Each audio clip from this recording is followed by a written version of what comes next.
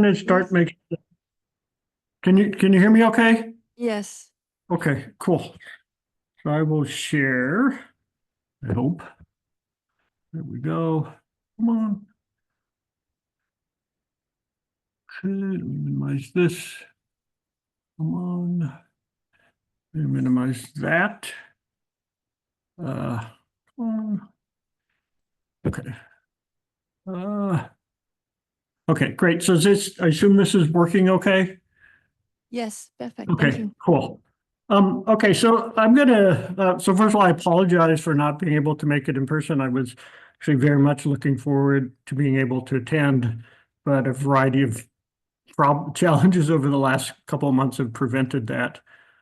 So what I want to do is to give you, with somewhat of a historical perspective, how brilliant high energy X-rays can help us understand materials for sustainable energy. So I'm going to kind of start here. Everyone has seen these kinds of plots. This is taken from the ESRS website. And, if you start, let's say 1980, which will come back as a significant year in a little while, from present, there's roughly been a 10 to the 10 increase in brilliance or whatever metric you want to use for kind of utility of X-rays. And this is, of course, especially true at high energies. So this is a plot taken from this paper. And what you can see is that usable flux extends now out to hundreds of 100 kilovolts. And so I want to talk about how that's enabled kind of dramatic advances in our ability to understand kind of materials. And then if there's time, I'll also talk about the coherence aspect of this as well. So this is just a plot again from this paper taken from several years ago from ESRF, how the coherence length is kind of significantly increased due to some of the recent upgrades, well, ESRF and elsewhere. So the question I want to address is how can we actually use this and what is the impact of this with kind of a focus on sustainability. So that was briefly the introduction. I'm now going to give you three kind of vignettes on how we've actually used both the intensity at high energies or brilliance at high energies to kind of start to understand materials in three different applications. So the first of this is kind of catalysis. And in this example, it'll be surface diffraction. The second is all solid state batteries. And the example here will be X-ray diffraction computed tomography. So these are very much in progress. So I'm not going to do a lot except to really indicate kind of potential for this. And this is led by two graduate students, Aaron Dunphy, who's working on a plastics upcycling project, and Dylan Hamilton, who's working on the solid state battery project. And then if there's time, I'll briefly talk about some work that was done using coherence to measure ion velocities in electrolytes. And this was led by Hans-Gerd Steinrück, who was a postdoc of mine at the time and now is a professor at Jülich.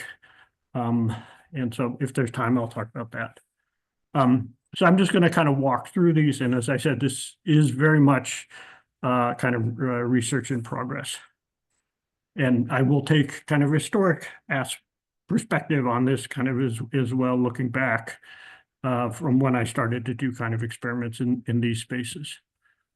So I don't think I need to emphasize this, but we all know the plastic waste generation is an enormous problem. I think if you read any news or similar article, nowadays, you will find something on microplastics. And the challenge we have is that a lot of the plastic production and use is either discarded or incinerated, and very little goes into recycling. And this is largely driven by the fact that carbon-carbon bonds are very strong. So it's hard to break those down. Of these plastics, of this kind of plastic waste, polyolefins are responsible for largely half of it, but have the lowest recycling. So the overall goal of this line of research that I'll tell you about is basically use catalysis to so-called upcycle plastics So basically take the waste, react it with a catalyst, and turn it into specific products, for example, fuels or chemicals or potentially even new polymers that are potentially useful for ideally high-value products or in fact, any product. The variety of ways to do this, we're going to focus on so-called hydrogenolysis. And here's an example for low-density polyethylene. So typically this involves reasonably modest temperatures, so in this case 200 Celsius, under 30 bar of hydrogen. The reaction time typically 16 hours or so. So these are all ruthenium catalysts, so nanoparticles, on a variety of different supports. So the supports are listed down here. Again, this is just motivation, but you can see you can get specific fuels depending on what the support is. So we'd like to, so that's one of the reasons that this is an attractive technology. It's also attractive because you can, this is effective when you have mixed waste streams. So if you have a variety of different kind of polymers you're trying to basically react, this approach can be effective.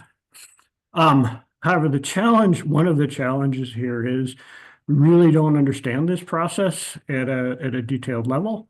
So if we imagine this is the surface of our ruthenium, it's certainly been hypothesized that you have absorption or interaction of the polymer with the top layer of the ruthenium, and then there can be a breaking of the bond. But because this is in a pretty reactive environment, our ability to directly probe this is quite limited. So I want to explain to you here the approach we're taking to kind of go after this. And the goal is to understand this adsorption process and ultimately the strength of the adsorption process. So the approach we've taken is kind of a reductionist one. So rather using kind of real catalysts, we've adopted kind of a ruthenium 001 surface, single crystal surface. And then we're going to use this and use surface diffraction as a probe for the interaction of the polymer shown here with the surface layer ruthenium atoms, which are kind of illustrated here in realistic kind of environments. And as I said, one of the advances enabling kind of approaches that have happened over the last 40 years is to be able to do this in realistic environments. And I'll give you an example of that near the end of this. So to do this, we turn to surface area diffraction. So here's kind of our goal of what our goal is. Here's kind of the experiment. This illustrates the approach we're using. So X-rays come in, we have our single crystal. We basically slowly rotate the single crystal and then record on a large area detector, basically the diffraction pattern. This is in some ways the sum of the diffraction patterns as we rotate. The black parts or dark parts here basically are magnets to block the bulk Bragg peaks. Here's actually a picture of the detector. You can kind of see the magnets there. And then you see these kind of streaky regions that connect the Bragg peaks. These are referred to as crystal truncation rods. They're basically a diffraction feature, which I won't go into it in detail, except that the intensity of these basically tell you something about the surface and the nature of the surface of the ruthenium, ultimately the top layer of the ruthenium atoms. So we're using this approach now in a reactive environment. So this is now the cell you can see to kind of understand this process. And here's a shout out to Jakob because the ability to use ID31 was really an enormous advance for us here. And as I said, here are the people who did the experiment. So here's Aaron, and then Wieland, Sam, Lacey, Nicole, and another picture of Aaron. Within this context, it's important to kind of develop appropriate cells. And so Aaron was responsible for this cell that you can see sitting on the beamline here. So let me explain to you some of the data we're in the process of kind of analyzing and maybe point out some of the challenges as well. So here's kind of the motivation. We're not actually using polymers at this stage. we're using oligomers, so small molecules, as kind of a mimic to start with. And so it's been established, particularly in this paper, that if you vary the chain length, the so-called transition state energy basically varies. So our goal was to relate this to the surface structure, in particular, the strength aspects of the strength of the carbon-hydrogen bond. So this is now the diffraction experiment, kind of again. So this is in, if we go back here, we're doing this in the reactive environment with one of these hydrocarbons. So here's now the experiment. This is now the so-called crystal truncation rod that we were interested in measuring. And if I take this now and blow it up, after considerable amount of data processing, basically took at least a year, we're able to kind of get this. So this is now a three-dimensional representation of basically reciprocal space, if you want to think about it that way. So this is one direction in plane. Here's the plane of the crystal. This is the other direction, and this is out of the plane. So this direction basically maps into here. And you can see kind of this greenish part that moves up and down.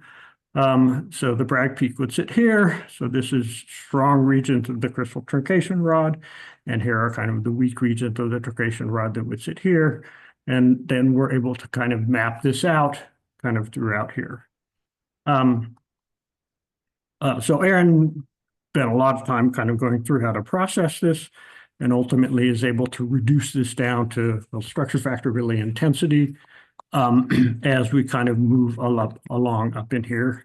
So this is kind of an example in this particular region where she was able to develop a processing scheme to get this to kind of reduce this complicated three-dimensional data set into something that's more useful and analyzable, as shown here.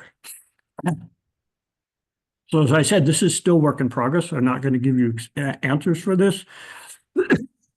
But here's an example of some data set that were taken at different temperatures. So this is the ruthenium-1,1 crystal starting at 75. We heat up to 200, and then we come back. And these are now the intensities as we measure along here. So the intensity now encodes what happens to the surface structure. So this is a hexagonal crystal, so we call this a 10L truncation rod. This is now L, and this is intensity. And you can see there are very systematic variations. As we start at 75, we heat up, the intensity goes up here, goes down here. And then when we cool back down to 75, it drops a little bit, but you also develop distinct asymmetries. So this is due to kind of contributions of the expansion or change in the spacing of the top layer from the layer underneath it, as well as related to surface vibrations and changes perhaps induced as well by bonding to carbon atoms. So as I said, we're in the process of kind of analyzing this data, but the goal is to start to understand interaction of the polymer with the ruthenium surface. This is just another plot, but in the interest of time, I'm going to go past this. So as I said, this is work in progress. We're in the process of developing models to fit this, and then be able to do this kind of measurement for the different polymers that I kind of talked about to understand kind of the absorption of the polymer to the ruthenium surface to start to understand catalysis a little bit. Okay, so now this would have been a lot more fun if I was there in person, but I want to now kind of contrast to this, to what at a personal level I was able to kind of do in my initial experiments. So I don't expect anybody to be able to answer this question, but when and where was my first synchrotron experiment? It was 1983 in December, as I started my postdoc. So this is at Daisy at Hazelab, which no longer exists. For those of you who know this, they were stored during with Doris, running in a parasitic mode, which means we had to use this with high energy physicists. So here's a result of this. We're interested here in indium antimonide 111 surfaces in ultra-high vacuum, so not a particularly relevant environment. To contrast this with gallium arsenide, which has the same crystal structure. And so what we did then was to collect a set of Bragg rods similar to the CTRs that I told you before, and then reduce that down to basically a set of structure factors, which we compared with calculations. So this took 10 hours, roughly per Bragg rod, not counting which happened once or twice, basically day-long beam dumps. Not particularly high energy, so modest energies. And I will note I went back and checked the papers. We actually didn't even write down what beamline we used. So now let me compare that to what we were able to do last year on ID31. So basically, we were able to collect 3 distinct kind of truncation rods or surface diffraction features. So this is now an image of the intensity recorded on the detector as we rotate the crystal. And I'm able to look carefully at this. You see the bright flashes, but you also see kind of running up and down, basically these diffraction rods, the intensity associated with the surface diffraction kind of in real time. We get kind of 1, 2, 3 separate surface diffraction features at once. So it takes us now about 30 minutes to be able to collect a complete data set. So if you want to compare this to when I started my career, basically speed up of something like 100. And so this is one of the manifestations, both of the high energy and kind of this increase in brilliance that I talked about at the very start of the talk. Okay, so that was basically an introduction of how we're using surface diffraction to better understand catalysis. I'm now going to turn to a little bit of work that's been done on batteries. So this shows you a battery. This is, everyone has a cell phone, I'm sure, on them. So this is the cathode, this is the anode, and a charge state. The lithium sits in the anode. As you run the battery, lithium moves from the anode to the cathode.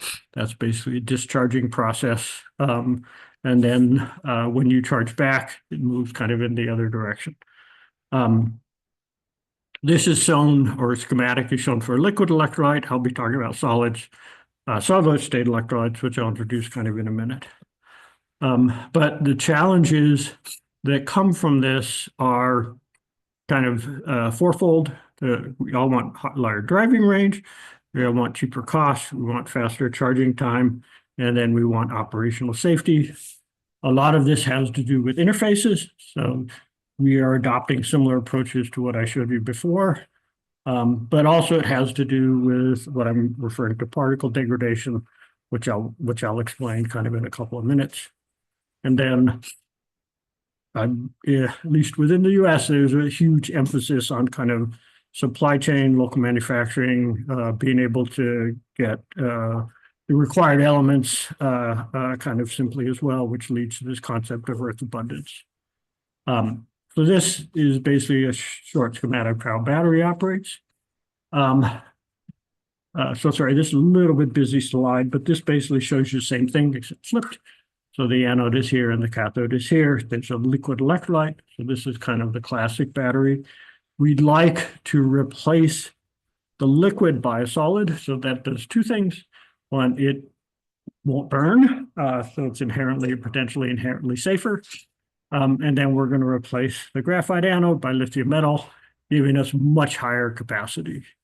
So now we have lithium metal, ideally thin solid state electrolyte, and then what's referred to as a catholyte, which is a mixture of the cathode particles with basically the electrolyte. So I'll explain what this is in a little kind of detail.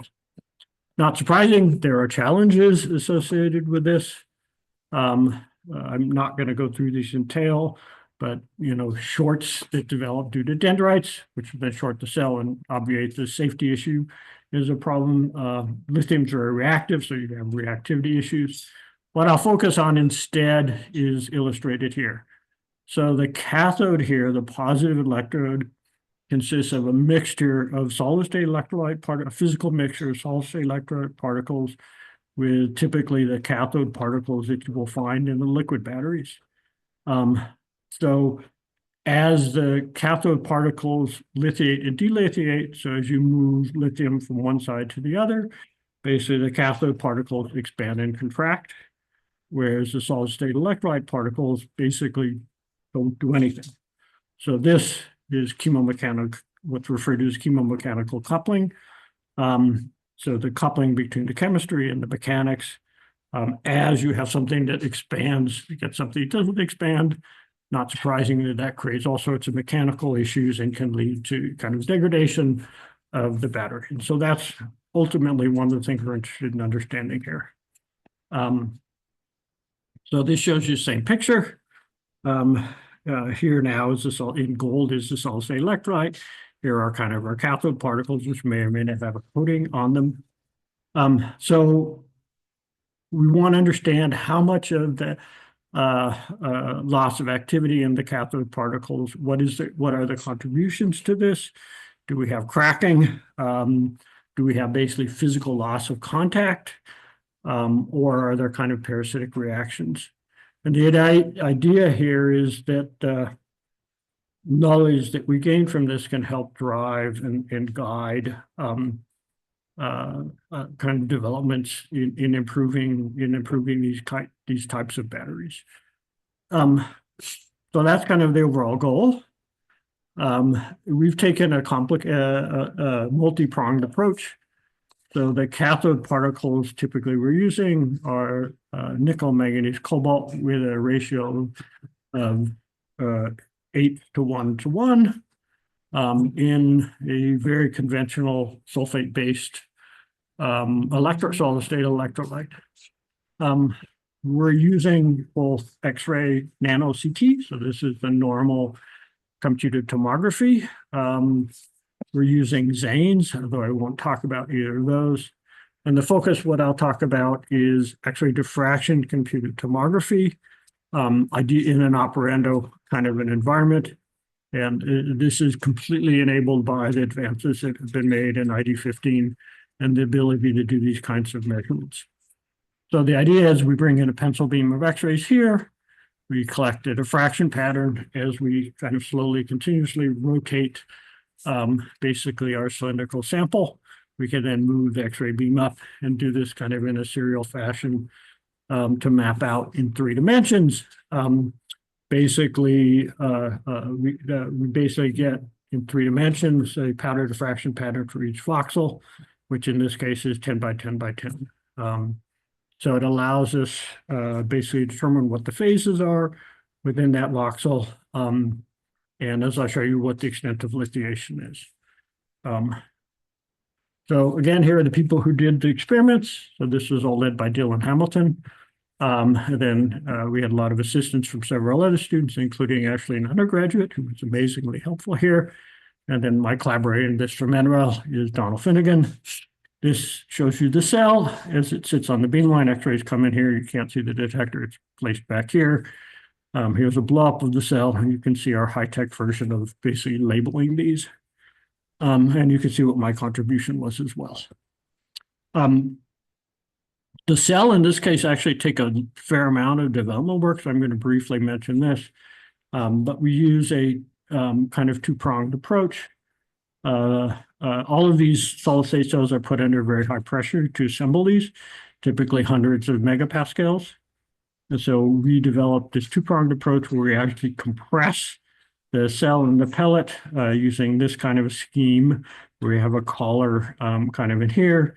We then disassemble the units that are used for pressing these and are able to kind of extract the cell. And now we have a reasonably thin peak window. And the X-rays will kind of come through here. The interesting region is kind of sit here, and then we have current collectors. And in principle, we can do this measurement in an operating environment, although I don't have time to show you those data quite yet. But this took the students a lot of effort to kind of develop, and this actually really helped us in kind of being able to get this experiment to work. So I go back here. If we now just look at a CT version of this, or kind of a CT version of the cell, this is what we see. So here are now the current collectors. These are titanium. The anode, which you can't quite see, sits in the bright region in here. This is now the solid-state electrolyte. It's thick, and I think this has been one of the challenges. Most of the community struggles to make these as thin as they would like. And then this is the cathode layer. So it's a mixture of the solid-state electrolyte particles shown here in gold, and then the active material in the cathode, which you can almost see kind of in this image. You can see it better in some of the higher resolution images. But by using the XRD-CT within each 10 by 10 by 10 voxel, we now get a complete kind of powder pattern. And I haven't completely indexed this, but some of these peaks are due to the cathode, and then some of the peaks, I don't remember which ones, are actually due to the solid-state electrolyte. As the cathode particles intercalate with lithium and deintercalate with lithium, the lattice constants change. And in fact, you can directly map the lattice constants to the extent of lithiation.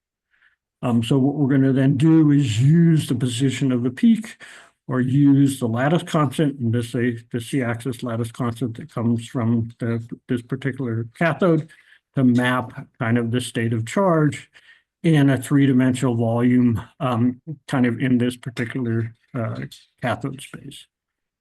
So this shows you some example data.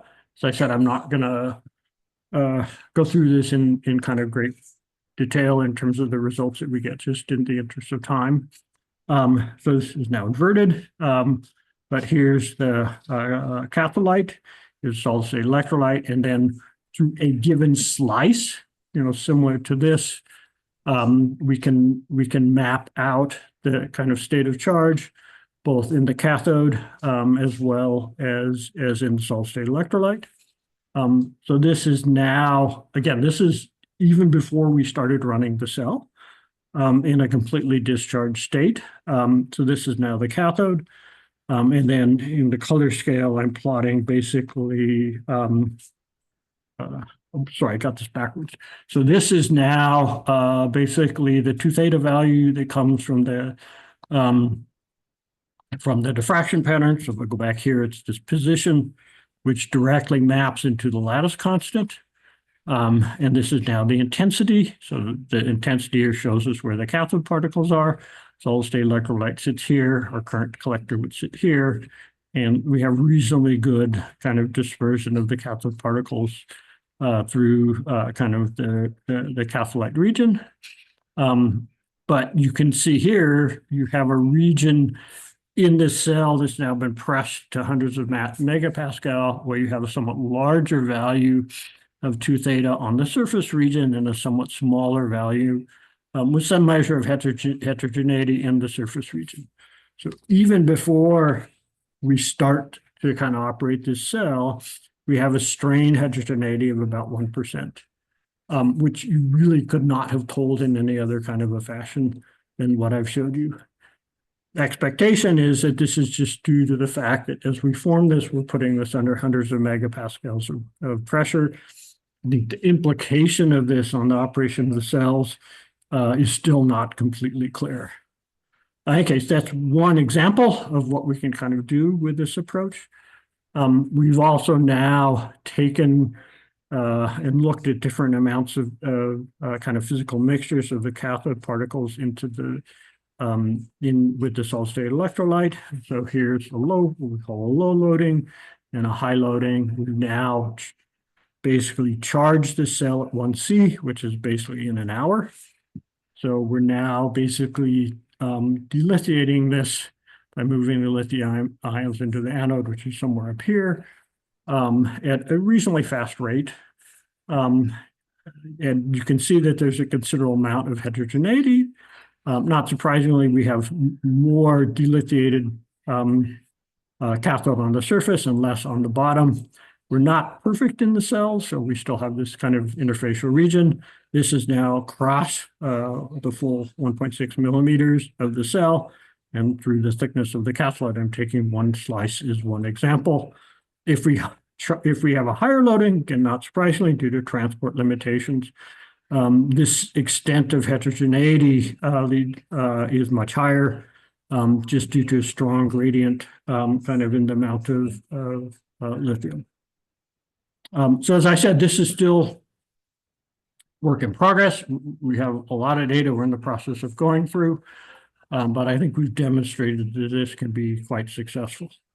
Where do we want to go with this? So if you go back to this picture, these interfacial regions are actually quite much smaller than kind of the 10 micron voxel size we're able to kind of resolve right now. And so ideally, we'd like to push the resolving power down by a factor of ideally between 10 and 100.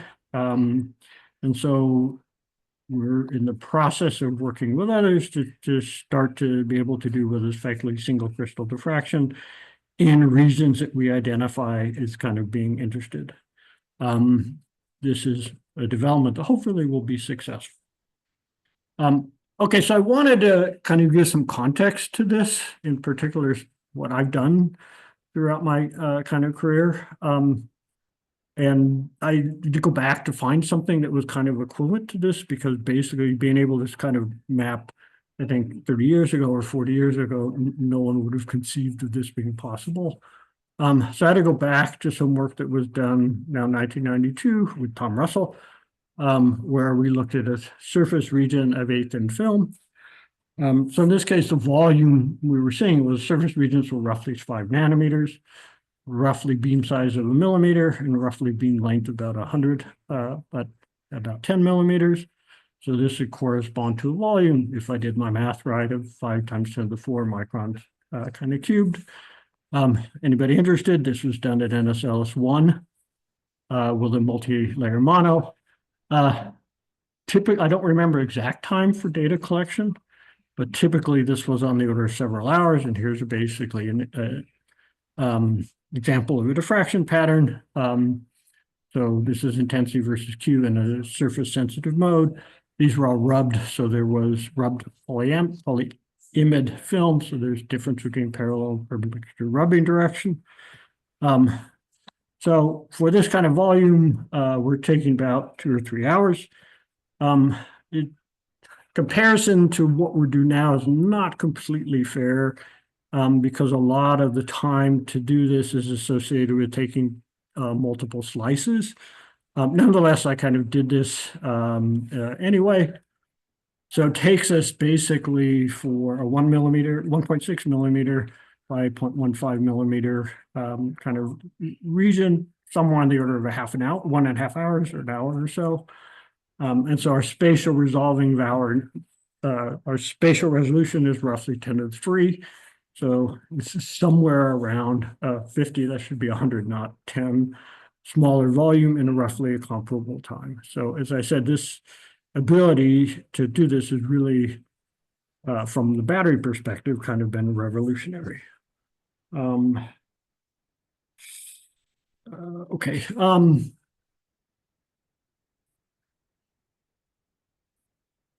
So I'm kind of running out of time, so I'm going to try to go through this part a little bit fast. So this is some XBCS data or a measurement that was done, as I said, led by Hans Georg. It's been published in ES in a more recent paper, as well as cell reports. So I'll kind of briefly go over this, even though don't really quite have time. So I'm going to skip the motivation. Actually, no, I won't. I'll talk about the motivation here. So the idea is we have basically a symmetric electrode with a polymer electrolyte. So we have lithium, we bias it in one direction. If we bias it, for example, this side positive and this side negative, we drive lithium ions from this side to the other side. That develops kind of a concentration gradient in both lithium and in anion, which in this case is TFSI, kind of shown here. And the idea here, which we came to after doing these experiments, is you have basically depleted amount of anion here and build up here, and that basically drives flux of the electrolyte. So the polymer in this case, kind of from one side kind of to the other, basically just driven by volume conservation. I didn't go through this, but there's been extensive modeling of this kind of approach based on work by Don Newman and others, where you can relate the flux of the ions to a number of different parameters, including the velocity of the electrolyte. I'm going to skip this in the interest of time and just go here. So this is now an XPCS experiment. So now we're recording basically the time variation in the speckle patterns as a function of kind of delay times after we start charging this. And this is now the detector. So because we're applying basically a flux along this direction, this develops an anisotropy. And so if we now look at the autocorrelation function as a function of angle from this direction and as a function at a fixed scattering vector, we see something that looks like this. So this is now delay time after we start the, so this is now time in the autocorrelation function, and you see this kind of distinct asymmetry, this distinct kind of variation in with respect to kind of angle. And sorry, I went through this too fast, but this gives now, we can extract from this basically the velocity of whatever scattering we're measuring, which in this case is the polymer. And this is now an expression that's been worked out. And we can collapse that down and extract velocity from this. And that's shown here. So this is now the velocity that we have after charging the cell in 3 different regions of the cell. And we can compare that to basically the model that comes out of this. And then by measuring this velocity, we can get insight into what the velocity of the electrolyte is to basically provide the velocity of electrolyte, which up till now kind of had not really been easily to measure. Okay, so basically I went over this in not much time. We developed this methodology to look at the chain dynamics and develop velocity, which we actually measure with continual modeling. So now let me kind of give you an overall summary and take some questions. So I gave you kind of 3 vignettes. The first related to surface structure of catalysts under realistic environments using surface diffraction. We internally mapped, we internally mapped the structure and microstructure and all solid state batteries. And then last I showed you something about ion velocities and electrolytes. So the good part of this is, I think about this over the past 30, 40 years, as I showed you, there have kind of been enormous advances, roughly factors of 100 in things like speed, resolution, as well as other capabilities. And I've called this enabling fantastic new science. I think at least in what I showed you, we're still in the process of figuring out exactly what that is.